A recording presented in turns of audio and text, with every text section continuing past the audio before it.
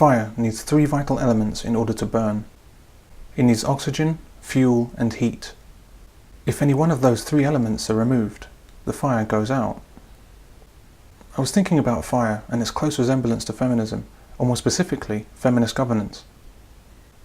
It seems to me that feminism also needs three elements in order to exist. It needs women, it needs the state, and it needs men. Take away any one of those support structures, and feminism, at least in terms of governance, goes away. I think this is a valid paradigm for looking at strategies to declaw feminism. After all, something needs to neutralize one of these elements.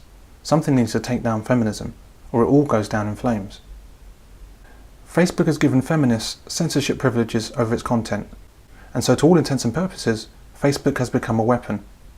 Just as the mobile phone network O2 and the antivirus firm Norton have become weapons by listing virtually any men's movement website as a hate site. Even the website of registered UK political party, Justice for Men and Boys, is, according to O2, a hate site. You really couldn't make it up. Feminists now decide what is okay and not okay to be on Facebook. Just as with Donglegate, caused by the adoption by conventions of feminist policies, this carte blanche to censor will wreak nothing but harm on men and on Facebook itself.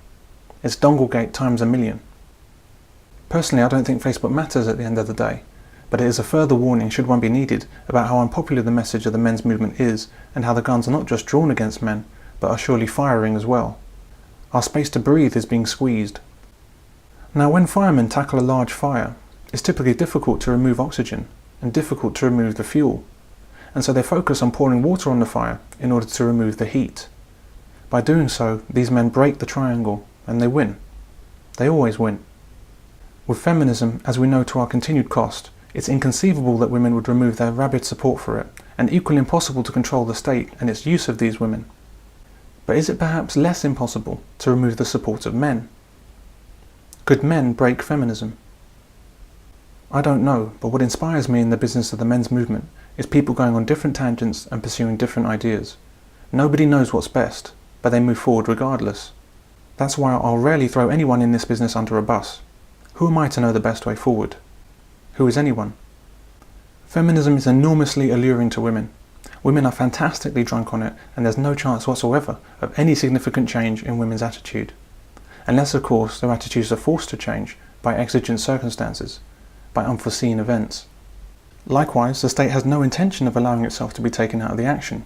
It just has too much that it's gained via the enthusiastic support of women. The eternal female sense of victimhood, the little that is real and the overwhelming bulk which is imagined, is extremely useful at the ballot box. But can we do something with men? Facebook is now under the control of feminist orthodoxy, another strap on the straitjacket for men. This orthodoxy has already taken the United Nations, the presidency, the parliamentary system, the news media, the education system, the advertising world, the entertainment industry, and now it's taken social media. And we think we're so much better than other regimes because our chains don't clink. The soft suffocation of feminism may well be just as oppressive as the brutal actions of a despot. Facebook has decreed that we cannot question rape culture without being hateful to women. It is hate speech to argue with what we're told by feminists. Feminism is the truth, anything else is heresy. And why is this happening? Because if women say rape culture exists, and many do, then men follow along in lockstep. Even if he's uncomfortable with it, and feels that it's wrong, and shown that it's wrong, and even if it's proved that it's wrong, it doesn't matter. Some women, somewhere, have said it's so, and it therefore must be so. That is the male condition, and men behave like this in their millions. What if Zuckerberg had said no to feminist censorship? What if he flat out said no? He says he would say no to government eavesdropping and fight it. But he meekly serves up Facebook to feminist oversight without so much as a squeak. He's capable of fighting the man, but not what he perceives to be the woman. My focus will always be on what can change rather than what can't. In the same way that if I was looking to fix a leaky roof, I'd focus on the roof, not the rain clouds. Rain is going to fall regardless, but it's down to the roof if I get wet. Women are going to support feminism forever, and the state will reap the rewards of using these women forever. The question is, what will men do? With sad creations like the Everyday Sexism Project and I Need Feminism Because, Women are attracted to these festivals of imagined woe like a shark is to blood. Is there anything women would not sign up for if they were told they were suffering? Yeah, so just sign it, that's all. Nothing big. Just signing a petition to end women's suffrage. To eliminate women's suffrage. You're voicing your support to end women's suffrage.